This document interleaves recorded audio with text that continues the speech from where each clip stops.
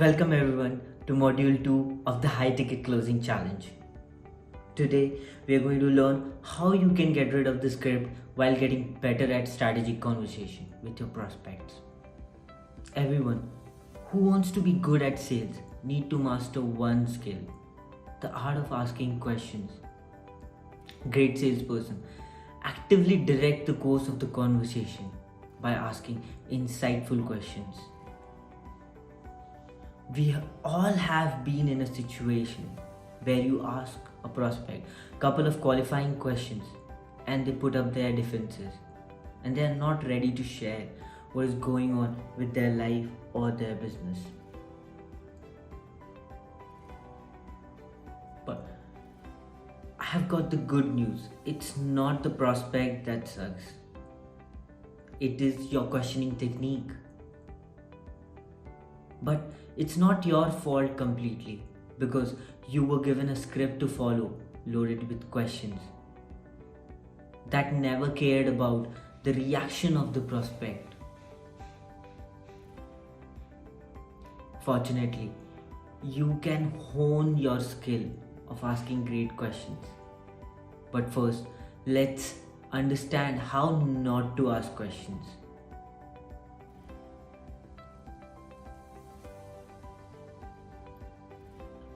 First, being a robot with a set of questions. What I mean is just focusing on the next question on the script rather than listening to what customer replied. We should understand what the prospect is going through, be a human and just connect with them in a humanly way. And that is all it needs. Second, the fake, great or awesome response to every answer. This goes along with the robotic voice and people feel that they are listening, but they are replying with a great or awesome. I've even heard sometimes when the client is describing how much trouble he is facing and then they say the word great. Imagine how rude it would feel to them. So let's not give a fake response as if we are saying that we are listening to them, because we are not. Right? The third point is interrogating your prospect. Your prospect should not feel like they are being interrogated for some crime they even don't know of. And following the script can make you sound like that police officer who is here to solve a case rather than help the prospect in finding the issue in their business. And it happens because we're looking for that affirmation from the client to work with us. We actually do not want to go into the root cause. So that is why that happens. Fourth is anxiously asking. This is also very common. That happens on the sales call. We get anxious and we lose the momentum of the call. And how do we try to fix this problem? We try to fix this by going back to the script, which makes the matter worse. What you need to be is calm and worry-free when you are on the call. Remember, the whole call is about them and not you. Now, there are many ways to improve your questioning technique on the sales call. But to be great, you need to shift into a different mental gear. And shifting the mental gear means first bringing out the care and curiosity. When you bring a genuine sense of curiosity, a real interest in listening to the prospect, it will affect the way you are leading the conversation. It will change the way you ask questions and prospect will be more cooperative and provide you with all the answers you need to move forward with the sale, to create that offer, to connect with the prospect. Just bringing care and curiosity to your sales call. The second part to get into a different mental gear is less interpretation and more elicitations. Don't just interpret your prospect's answer. The less you base your understanding on your assumption, the more detailed response you can elicit from your prospect. And better in sync the prospect will be with you. Let us go through an example to show you a difference between what I'm trying to say here.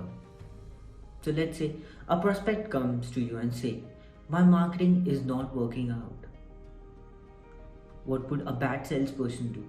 They would assume. And what they would assume? They would assume they need someone to take the job off their hand. So what they would respond to it? Oh great, our services will take care of all your marketing problems. And that is all. But what a great salesperson would do at this moment? He would probably ask, what precisely do you mean by marketing is not working out? Are you not reaching the correct set of customers? Are your ads are not working out? Or is it your message that is not resonating with your market? Or is it something related to your brand awareness which is not growing? So, then prospect gives you an answer. We should always ask up a follow-up question to go deep into the problems and explore things in detail. Even if you are sure just before the call the exact issue of the prospect, it would not hurt to confirm that from them on the call. We will go into the details in the next section of how you could do that on your calls. And this will help you in two ways. First, this will give you a better understanding of prospects' wants and needs. It shows prospect that you care and listen to them. And just by introducing these two simple things, care and curiosity and more elicitation from the prospect, could make you stand out from the crowd itself just by doing two simple things. The prospect will trust you and feel better about your services. Now, let's see how you can use the aspect that we learned right now about asking great questions and integrate it into your sales framework, and the framework that you don't have to remember ever. And it will strategically place you as an expert in your prospect's mind. So, the initial structure of the call should be divided into 6 parts. The first part, building rapport, where we learn about building instantaneous connection with your prospect. The second part, which is setting agenda. This helps us clarify the goals and outcomes from the call. Third is understanding objection. Understand what are the possible objections the client have in their mind and how you can use it for your advantage. And that too at the very beginning of the call. It gives you an advantage over all other competitors. The fourth part is understanding their current business, making sure we understand the current situation of the prospect. This also helps us find the gap in their business. Moving on, the fifth part is understanding future goals, where our prospects want to be in the future, learn about what drives them and what makes them take there to achieve the goal that they have. Lastly, the sixth part is accepting the gap. Finally, making sure that whatever issues we have found, the prospect is in sync with that. They understand that they have the same what our understanding is. My goal with this structure is to help you understand why we need them in the first place. And once you understand that, then you don't need the script anymore. You would have a more natural conversation with your prospect. Once you understand the existence of each part, you don't have to go back to a script ever again. So let's start with it. So when we start our conversation, our first goal should be to build rapport with your prospect. And there are three reasons why is it important to start with rapport building. First, this helps prospect lower their sales barrier and be open about the issue they are facing in their business. Secondly, which in turn makes it easier for us to diagnose the root cause of the issue. And the third advantage is prospects feel like they are in control of the call, which makes them more comfortable and more open to share things with you. Now, let's see how this conversation would look like. And I'm going through a complete example. My prospect name is James, and we're going to use this throughout our conversation. And we're going to talk through James and go through the whole sales process. So let's start.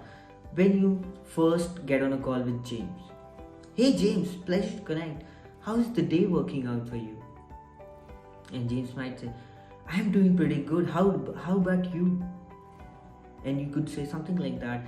"I have helped some amazing people today and expect to continue the same." Here, you can choose however you would like to describe yourself. Extra points if you can make the prospect smile. That just really opens them up. Or you could simply choose whatever positive happened to you and on that day and just speak briefly about it. And James would probably smile back and say, "Good to hear that." And then next thing you should say is, "Alright James, I would like to set an agenda for this call. Should we proceed?" It is important to ask permission for setting the agenda for the call, as they would know what to expect and it also makes them in control of the call. Once you get the permission, we move on to describe our prospect what they should expect from this call. So here comes the second stage of our sales framework, which is agenda setting. In this agenda setting section, I have seen almost everyone reading a sentence they have memorized. And the sentence goes somewhat similar to this: "I'll ask you questions about your business, and if it sounds like I can help and we are a good fit, then I can explain you the offer that I have. And you can make a decision at the end of our call whether to be a part of it or not." Do you think anything is wrong with this statement? Yes, there is definitely. If we read this statement very carefully, we would see that there are a lot of I's. We are talking about us a lot of time. Whereas, as a salesperson, the call should be about them and not us. This is one of the lessons from our first module, Sales Mindset. It also creates a sales pressure, which we should not create. That's also a lesson from our sales mindset. These two creates them anxious, make them reserved. Something which you require, which you do not require in your sales call. So, setting the agenda correctly is the gateway to building trust with your prospect. It clarifies our intention about the call, that is purely to help them. And if a prospect can feel that is what they are here for on the call, then the sales pressure just vanishes away. It brings the element of care in the conversation, which we talked about, which eventually helps you build trust and start a long-term relationship with them. Let's see how you could set up a good agenda with your prospect. You could say something like this: "So, great. So my intention with this call is to dig deep into the root cause of the issues stopping you from your business. And if there is a possibility that I can help you get rid of those, then I would explain how we can move forward. And I will be happy to answer any questions that you might have. Sounds good to you? If you listen to the two things, we are essentially speaking the same thing, but just choosing the correct set of words makes it more amiable and brings the whole sales barrier down. Now, we have built our rapport and we have set our intentions for the call. Now, it's time to learn more about your prospect, which brings us to the third part of the sales framework, which is understanding objections. Now, this is something I haven't seen in any of the scripts or anyone teaching about it. As salesperson, we are always prepared to handle the objection at the last stage of the call. And at that time, we rush to look back for the next sentence to convince our prospect. But imagine, just imagine, if we can understand the objection the very first thing on our call, then we have enough time throughout the call to come up with a solution. Or just help the prospect understand that these objections are futile if they work with you. And following this line of questioning that I'm going to teach you also gives you a meticulous information about the prospect, which eventually helps you create the most relatable offer. So for this conversation, let's go back to James. We have set up a rapport with James and we have built an agenda with the same. Now we have to understand the objections. So James, how can I help you today? You can start something like this. And James might say, I need help with my marketing. Now this answer gives us what they treat us as an expert. And for this example, the prospect treats us as a marketing expert. Next, we have to explore deep into the actions that they have taken and what challenges they have faced while implementing those actions. This is important because it gives us their line of thinking, how they are trying to approach the problem, what is the solution they are expecting. So the next question you should ask, what actions have you taken to resolve it? And James could reply something like this. Yes, I've tried to work with some other consultants, but they could not give us the result we were expecting. Here, your prospect might come up with some other things that they have done. But the important thing is to answer to this question gives you clarity about the person. Are they an action taker who like to do things on their own? Or do they like someone's help to resolve with their problem? This reveals the way of accepting the help, and this just makes our offer very strong. Moving on to the conversation. So the next question, so to explore more about what went wrong when they tried to work with some other consultants or any other issues that they faced. So the next question you could ask something like this. So what were the major challenges that you faced while working with that particular consultant? And James might reply, we spent a lot of money and time to figure out the marketing thing, but the consultant was not able to figure out why we were not getting our optimum results. Now, this is the objection that they have in their mind. Because they have failed, they have taken an attempt and they have failed, and they are skeptical about this time also, like would this work out because I'm going to another consultant. So this is the first objection that they have in their mind before they start working with you. But if you can demonstrate that you can understand their issue and fix it within a limited period of time, then you get back their trust and your offer becomes a no-brainer for them. So now we understand their objections, the first objection, right? The next question should be understanding the severity of this problem. How severe and how emotional is it to them? So you could ask something like this: how long have you been facing this and how does it make you feel? And James might reply, this has been going on for 6 months now and I feel overwhelmed by it. Now we know that the prospect is overwhelmed by their business, and in the last 6 months, which tells us they need quick help with their business.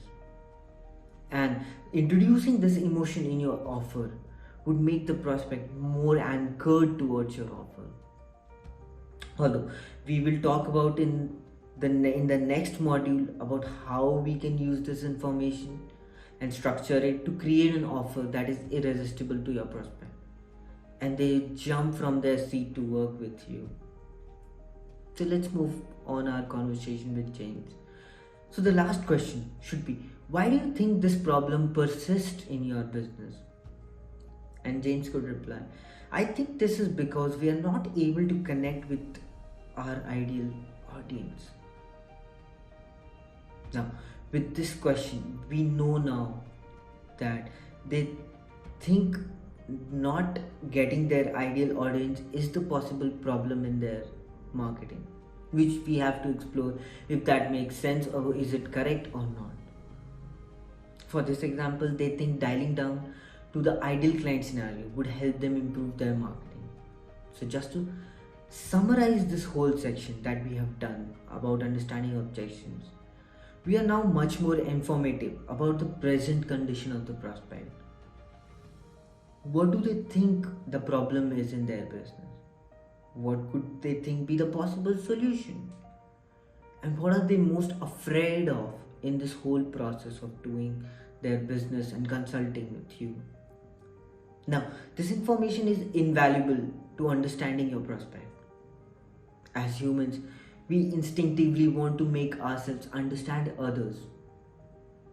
And we did a good job of helping them here by understanding them in deep down and with just couple of questions. In the next step of the framework is about problem solving. It's about getting to know about their present condition of the business that they are having. We already know the specific problem of the client. Now it's time to dig deep into their business and figure out the root cause of it. And this part just helps us do that. So let's quickly jump back to James and see how this conversation with James would turn out. And you could start like this. So James, I have a fair understanding of the issue now. I want to dig deep into the current situation of your business. And James says, sure, go ahead. And you could say, so who is your ideal customer? And James might reply, I generally work with coaches or whatever they work with. Yeah. The next question should be obviously getting to know more about it, getting deep into it. So you could ask, what makes you unique to this set of customers? And James might reply, well, I help coaches to be ultra productive with their work. Okay, so what changes your customer experiences after working with you? And James could say, my clients generally feel very confident after working with me. They obviously see a huge jump in their revenue. The outcome your prospect brings to the client is the pride point. And if they see you notice what makes them prideful about their business, they would connect with you easily and gets you to that expert status. So moving on with our conversation with James. So you could ask, good to hear that, James. Now, how much revenue are you currently making in your business? This is important to understand how much money they are making. And James could reply, I am only making $5,000 a month. Okay. Are you comfortable with making $5,000 in your business? And James would definitely reply no.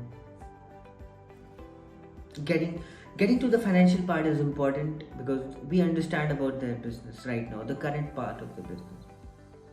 And with this, it ends our conversation about the fourth part of the sales call, where we try to understand the current scenario.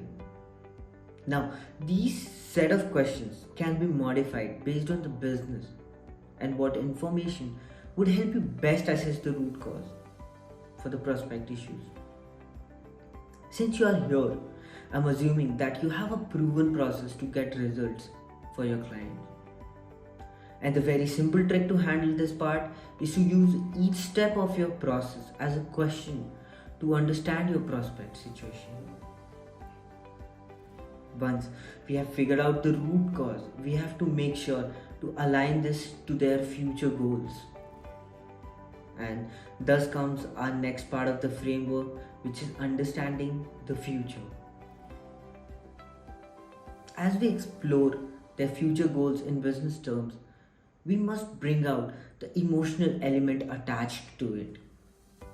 How does it affect their personal life and what motivates them to succeed? A lot of people are hesitant to ask about the impact of business on their personal life. But this is so important to ask because the business exists in the first place because they had troubles in their personal life, and that is why they chose a difficult path to become an entrepreneur, to become a coach, to become a consultant, to become an agency owner. So it is important to attach emotions to it. Now let's get back to James and see how this would look like. So James, where do you want to grow your business in the next 3 months? And James might say, in the next 3 months, I would like to make $10,000 per month. Okay. What motivates you to reach 10K? And James might say, I want to improve my lifestyle and spend more time with my family. Now, here it's important, one thing which you can do is boost the confidence of your prospect. And you can say, can I be honest to you for a second? And James would say, sure, go ahead. And you could say, the results that you get for your clients, you can bring out the pride point. The results you get to your clients, I'm pretty sure getting to 20K will be an easy path for you.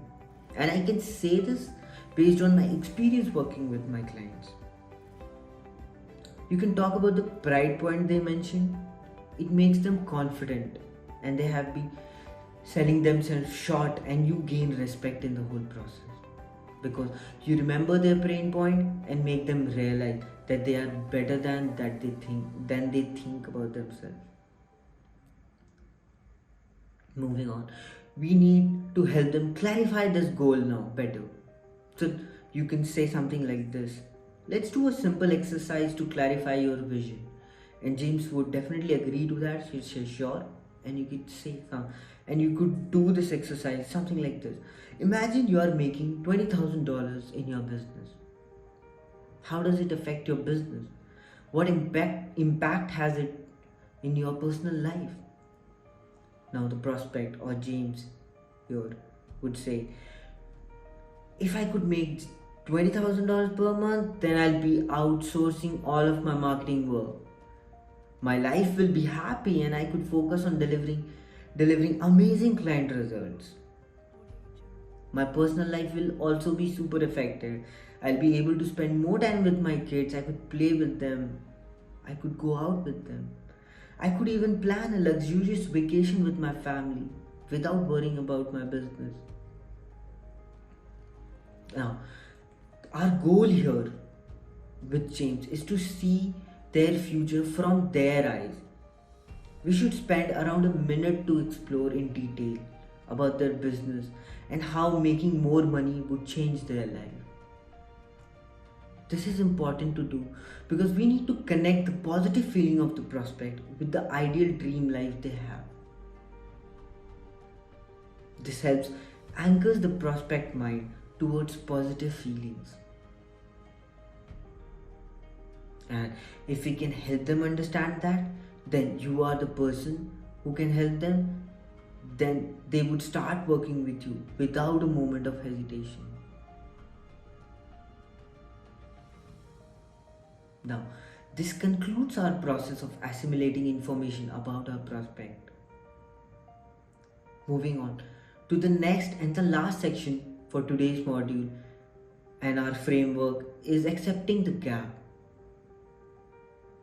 We have already figured out the gap in the prospect's business in understanding the current sections. Now, we need to confirm whether what we have found out in our understanding section aligns with their ideal solution. Also, this creates a pain inside of them. They have to accept their shortcoming for not being able to make more money or be successful at their business.